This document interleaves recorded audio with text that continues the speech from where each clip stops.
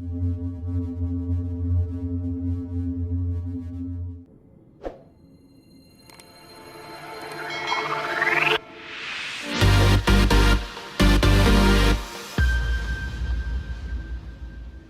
personal belongings are your personal responsibility.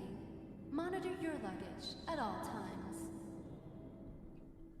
Hello everyone, welcome. My name is Adam J. Pestridge and welcome to part 2 of the Star Citizen Beginner's Guide. The Beginner's Guide from a beginner's point of view. In the previous video I was talking about the website, the installation, the downloading of the alpha itself. Go check it out if you haven't already seen that. And in this one we're simply going to be talking about the graphic settings, my PC that I use, and what's going to be right for you. Now, I personally have a i7-7700 CPU, and I have a GTX 1080 Ti graphics card with 16 gig of memory. This alpha runs just fine with those settings. In fact, on the website, there is a calibration tool that you can use, which I will sort of clip into this video now, footage of it, where you can actually discover kind of like what kind of frame rate you can expect to see. It's a total waste of time. Okay, it makes no difference because we're not going to be setting our settings according to that guide, so don't even bother with it. In fact, you know what, I'm not even going to show it because you don't need to know it, but it is there. You can set it by it. People do use it, but we're approaching this at a completely different way. Okay, so the way that I'm approaching Star Citizen is I want smooth frame rate experience. I don't want jutters, I don't want stutters, and for my YouTube channel, my Twitch channel, I don't want laggy, stuttery, frames for you guys to watch either. So I set up my graphics card in a very particular way because I'm a streamer, but also than that, because I want a smooth game when I get into the alpha. Now, I'm not trying to get 60 frames, 120, 144, okay? But your frame rate is dependent on what monitor you have. You need to know a few specs about your monitor. First off, you need to know the resolution, and you need to know the refresh rates. Everything you can find in the Nvidia control panel, literally just going down into the panel here and right clicking and going to Nvidia control panel will bring you up to this screen here. If you're not using Nvidia, if you're using an AMD Radeon card, then you will have a similar control panel which you can select settings. I don't have one, I've never had one, I don't know what it looks like, but I'm sure you will have similar abilities to what we use for Nvidia. I don't use Nvidia Inspector. You don't need it anymore with modern games. That was really before Nvidia control panel upped its game by putting in a lot of the settings within its 3D settings tool. So what I tend to do is I would recommend doing this, even though you can see that I haven't done it, but I would recommend clicking this and setting it to performance, okay, which to be honest, it's set there as default anyway. But and then once you've done that, click use the advanced 3D image settings, which if we click take me here, it will take us there. At the same time, if we go up here, we click that, it'll take us there as well. And then you'll come to this. Now, these settings here are for your PC for general use. Okay, so whatever is set here is the general use for watching films, any game that's not listed in program settings, or any task that you might be doing. If you want a specific game like we're going to do, you can actually have separate settings completely, and I recommend doing that. So what we're going to do now, this basically is what I use for my setup. If you have the exact same setup as me, you will get the same results as me. If you have a different CPU, if you have different amount of memory or a different graphics card, you will not expect to see the same results I have, but you can you can change it slightly to what your hardware is, based off what we say here. Now, image sharpening bears no relation to performance. It's a visual enhancement only. So that is your personal preference. I myself do actually use it, and I set it to 0.10 and 0.17 on the ignore the film grain. The higher this goes, the less film grain, if it's been added by the developer, you will see in game. I do like a little bit of film grain, which is why it's so low. The sharpening, I don't like things to be overly sharp, but if you're dealing with a game that has metal textures or any type of surface metallic, a little bit of sharpening really does enhance the look of your game. If you're playing a game and they're wearing suits of armor and it has slight cracks in it, if it has texture of dirt on it or scratches, slightly sharpening the image will enhance that and make it look even better. If you think, gosh, that's way too sharpening, I don't like it, you can turn it off, and that's that. The next one down is the anisotropic filtering. I always set this to application controlled because the Star Citizen will have its own anisotropic and anti-aliasing setting that it has set, which unfortunately you cannot set within the menu of the game itself. So I don't know what that setting is. Now, if you were able to set it, all you would want to do is match that setting here if you don't ever change it. But because I don't know what it is, I let the application set it itself. Same with anti-aliasing mode. I let the Star Citizen decide what that is. I do turn the gamma correction on for the anti-aliasing and transparency. Now, because again I don't know what Star Citizen uses, I should really have this set to off, but my PC basically can't go any higher than it. On 8 times it is a little bit stuttery, so basically I don't want it going any higher than 4, which is why I set mine to 4. If you've got a lesser PC, you might want to turn this off. Multi-sample is even, I believe, harder than multi-sample is easier than super sample, so you might even just set that and it'll be fine. With this one, you want to make sure that you actually click the card itself, because if you just say use global settings, sometimes it's a little bit funny, but literally select your GPU, especially if you have multiple GPUs, you want to select which one you want to use. I have low latency mode off, and my maximum frame rate that I'm going to allow the game to play at is 33 frames per second. You might be thinking, wow, that's even less than your monitor probably. My monitor is a 60 hertz monitor, which I'm going to show you in a moment, but I don't want my frame rate in the Star Citizen game to go any higher than 33. I'll explain that in the next video.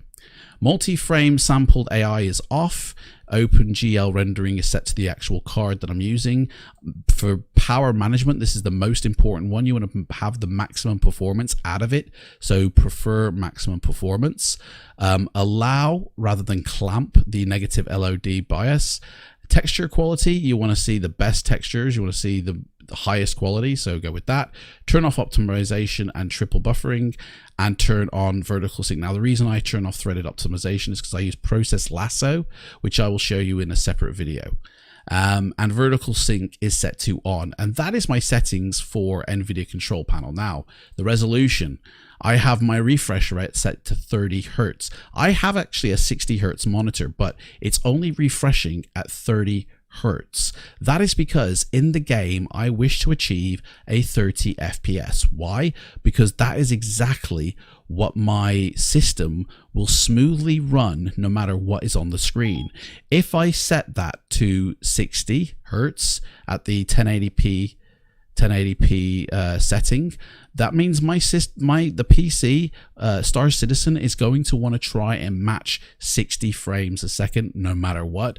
Well, what if your system actually can't handle 60 frames a second in a tense battle situation? What's going to happen is it's going to stutter, it's going to lag, and it's not going to be Star Citizen that's doing this. It's going to be your graphics card, your CPU, your whole system is going to be inundated with information to the point where it can't, deliver the information, it can't render it in time, and it's going to stutter and possibly even crash.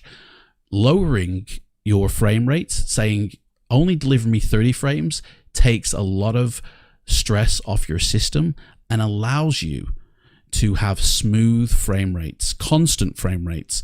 I basically want a constant frame rate of 30 FPS throughout the game, no matter if I'm standing still or if there is loads of battleships going on and there's loads of action and activity and there's loads of processes rendering the information. I still want 30 FPS, and that is how I run my rig. So no matter what's happening on screen, it's always going to be 30 FPS, which means it's always going to be smooth, and I'm never going to have a stutter or a lag. And that is how I run my rig. As I said before, the reason I prefer a 30 FPS constantly rather than 1 FPS that is going to be jumping up and down is that no matter what's happening, no matter where I am in the game, I can rely that it's going to be a smooth gameplay experience. And that suddenly, if I encounter something that's got loads of things going on in the screen, like, there's either it's a battle or I go into a city and it's just loads of objects being loaded, that it's suddenly not going to start to stutter and start to lag, and then I'll either be overcompensating with my control system if it starts to stutter, or that I could actually miss out on some crucial thing if it starts to lag. I want a constant 30 FPS, and that's exactly why I set up my Nvidia control panel like that, and that's exactly why I also have my graphics settings the way they do here. That keeps on going to 86. So strange. But that's exactly why I have my settings here. Other settings I have, my control system, I mean, this is all personal preference. I use a mixture combination of a mouse, keyboard, and a yoke, sort of joystick for the flight. There is an ability to have head and face tracking within the game. If you are a streamer, if you do recordings and you use OBS, that interferes, and I have unable yet to sort of been able to get the face tracking work to where if you're in the actual game, the lip sync of your character and you are matched. So literally, as you're talking to other players, your lips are moving, you're actually talking within the game, and your head track is followed. So if you slightly turn your head in the game, it turns as well. It's kind of like a VR, and it is super easy to fly a ship or even just orientate yourself around the universe in that way.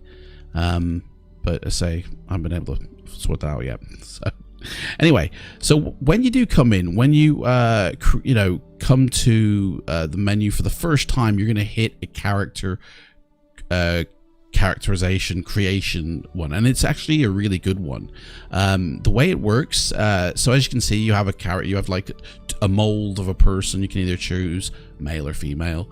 It is entirely up to you, but then you can, once you've selected your gender, you can choose a base head. Okay, so I mean, generally they're kind of like put into nations. So there's a Chinese, there's an African American, there's a white, there's all sorts of nations represented. You choose one that sort of closely matches you, or whatever you want. To be honest, you can make whoever you want, but if you want to make a version of you, choose one that looks most like you at first, and then you'll choose a second head, right, that you'll use for blending to slightly alter, because as you can see down the left hand side here, there are loads of options, for your character, but they're not configurable by themselves. You don't click on it and then start moving a slider to change the jaw.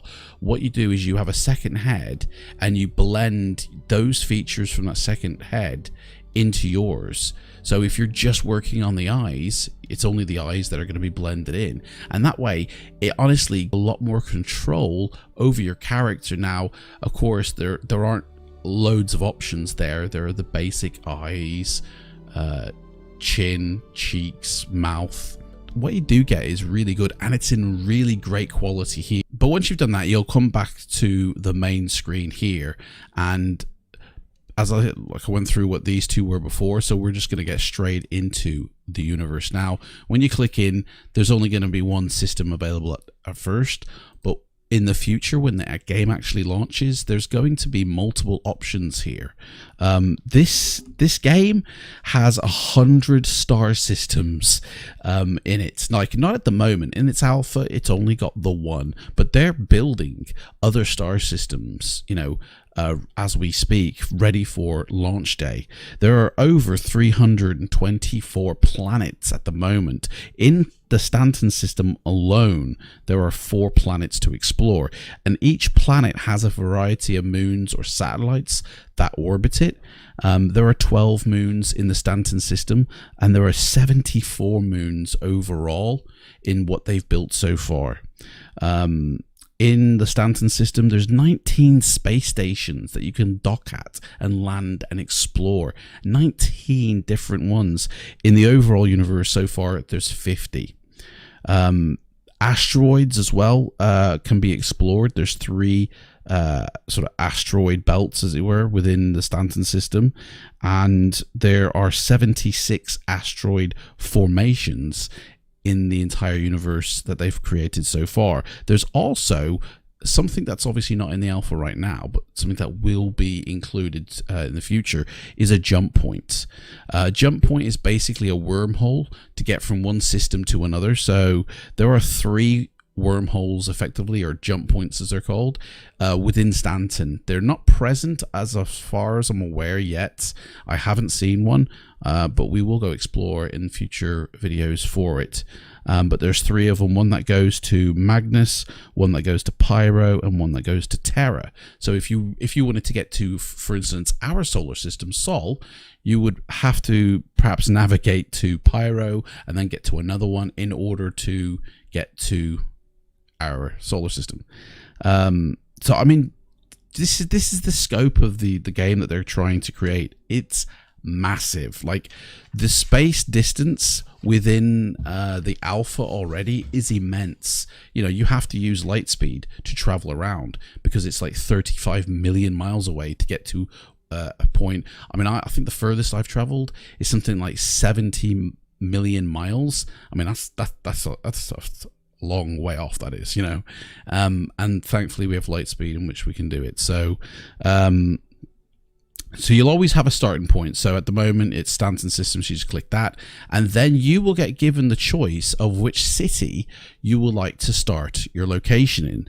So the starting location cities are Area 18, Lorville, New Babbage, and there is another one actually. There is Orison, but that's actually not going to be in the list because Orison is a floating city, much like Cloud City in the Empire Strikes Back, on a planet called Crusader. Now, Crusader is in the game. In fact, that is Crusader there on the main menu system, and it is the very first planet they created when they created the alpha. And from what I've been told, it's a gas giant for starters, but it's not actually a 3D modeled planet. It's basically a 2D texture wrap around a model. So you, like, if you actually tried to go inside of it, your game evidently would just crash. That's something we're going to try in the future as well, to see if they've actually updated it and just not told anybody. But Crusader is a planet within the Stanton system, and Orison is a landing zone within Crusader. So that possibly will be added in the future when they do create this planet playable again. But for now, you'll have either Area 18, Lorville, or New Babbage. Just click one of them. And then you just click enter and the game starts to load. Now, when you load up for the first time, it's going to look exactly like you're going to see in a moment. But you're going to be in one of your 3 predefined cities. Now, I've obviously been playing the game for a week, so I'm actually not in one of them 3 locations. I can't remember where I left this. I think I was at port. I don't know. So thank you so much for watching this to the beginner's guide from a beginner's point of view.